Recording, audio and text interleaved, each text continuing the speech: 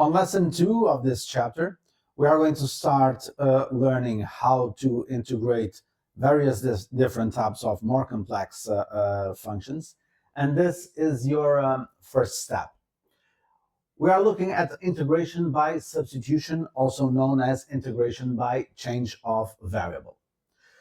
This happens every time you have a function that can only be integrated by substituting a part of it by a new variable. And when this is done, there is a few steps that can be taken, which are the ones that we are going to study now. So let's say that you want to integrate this function f of x. You look at it, and there is no simple method. There is nothing you can do at this moment that allows you to integrate. So the next step that you should do is look at it and try to figure out if you can spot within it smaller portions of the function that obey this criteria. So what is a criteria? This can be broken down into composite functions. So you have the main thing, the main function, the broader mathematical operation that is being applied on top of a smaller chunk. And you look at that smaller chunk and you try mentally to differentiate this smaller chunk alone. And if the result of that differentiation is also part of this function, then you have found everything that you need to perform this operation. So the main idea behind this is to break this down into composite functions so that you have a main one, in this case I call it g, a smaller one, which I call h of g, and another section that is the outcome of just differentiating this h of g. When this is done, you will be able to apply the change of variable. What is going to be the change of variable? Well, your new variable u is going to be this chunk over here, the h of g. So du by dx is going to be this part over here, h dash of x, which means that du is going to be just h dash of x times dx. Okay? The next step is you have to look at the limits of integration, and now the limits are going to be different because you change the variable. It means that the limits are going to be different. To figure out the new limits is very simple. You just have to do h of a and see what that number is, h of b, see what that number is, and just plug them on the new integral. Okay, I call this one c, that one d. So here they are, c and d. And then what do you do, the final step? Well, you are going to have the function g of this, that is the u, and this part over here is just going to be, as you can see here, du. So the original function, don't forget what this is the original function, has transformed into that, as you can see over here. I know, this looks complicated because it's as broad as possible. That's why I'm going to show you a few examples for you to understand that this is actually simple.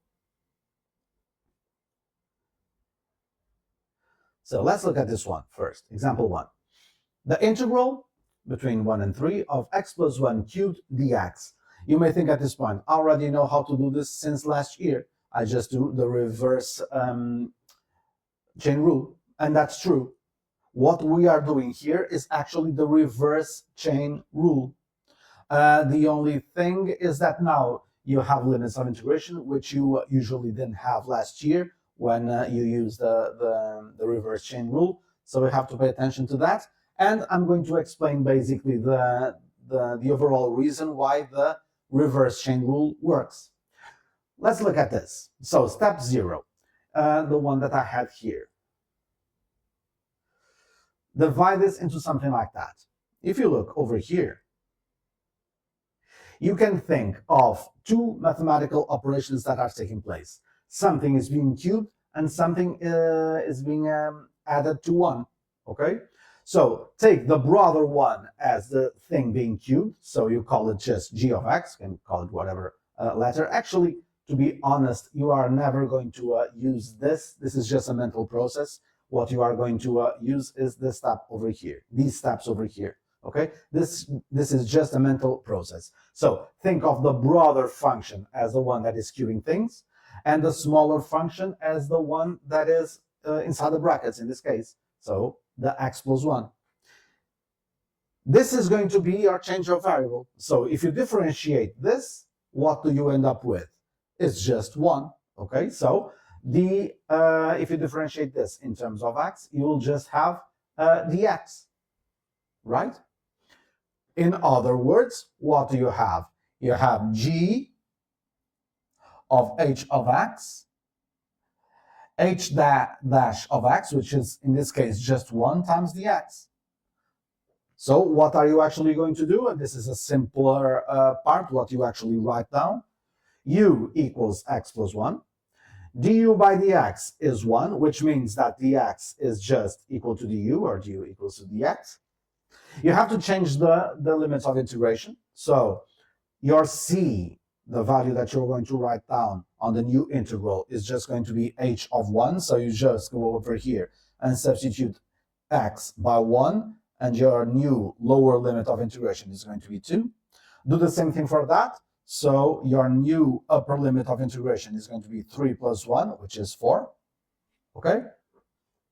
And then you're done. So this is going to turn into what? Into integral from 2 to 4 of your new variable, which is u, it's x plus 1, that is cubed, and the dx is just du. So write it down, and now this is very simple to integrate. This is just going to be u to the power of 4 over 4 between 2 and 4, which is 60. You already knew this. If you substitute u by what actually u is, x plus 1, then this will be x plus 1 to the power of 4 divided by 4. This is just the reverse chain rule that I mentioned a little while ago and that you know since last year.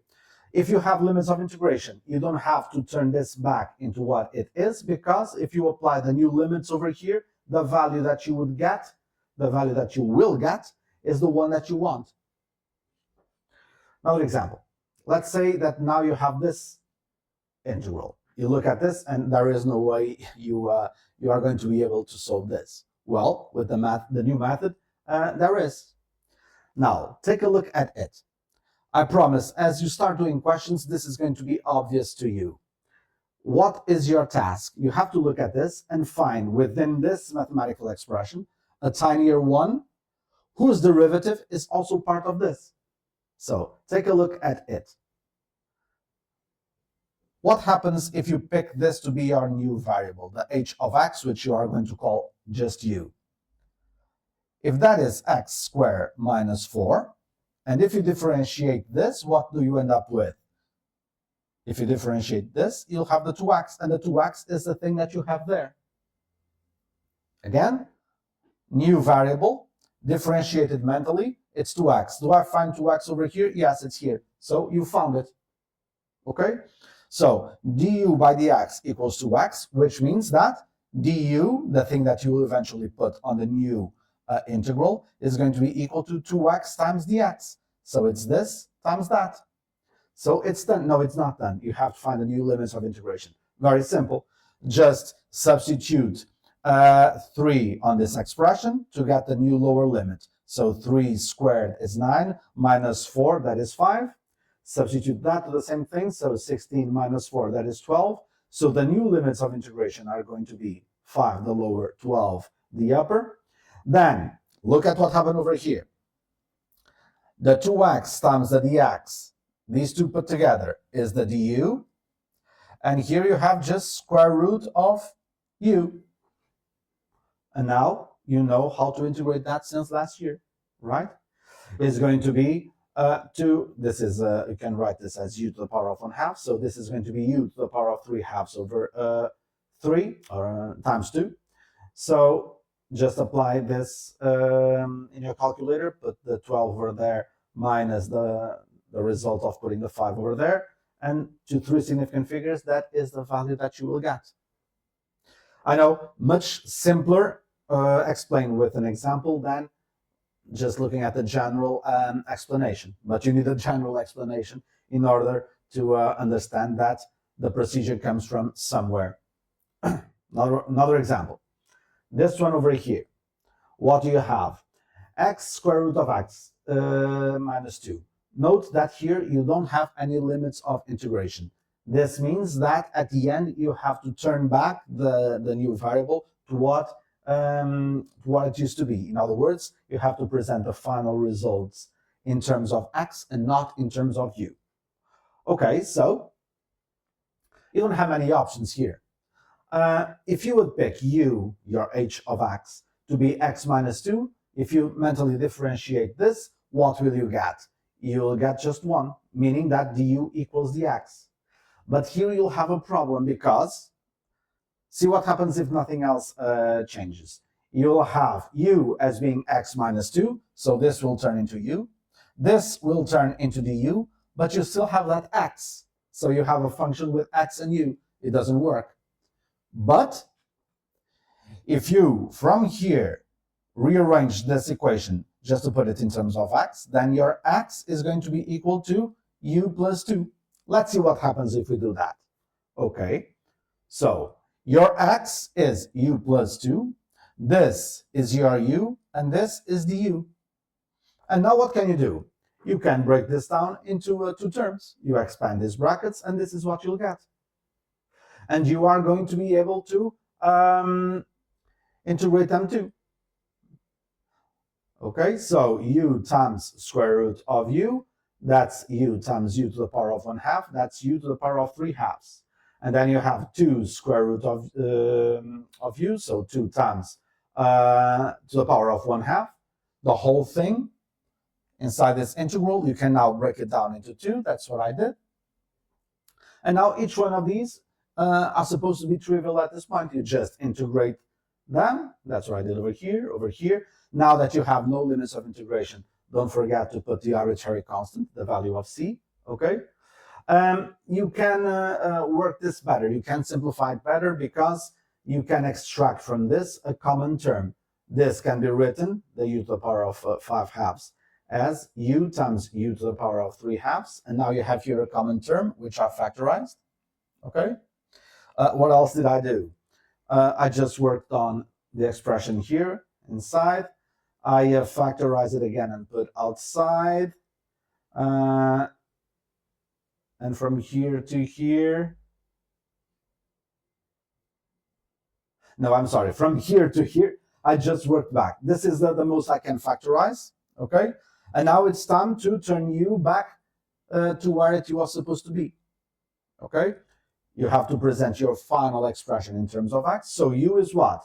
U is x minus 2, okay?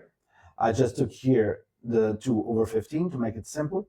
So you have x minus 2 to the power of 3/2, and whatever you have left is just going to be 3 times x minus 2.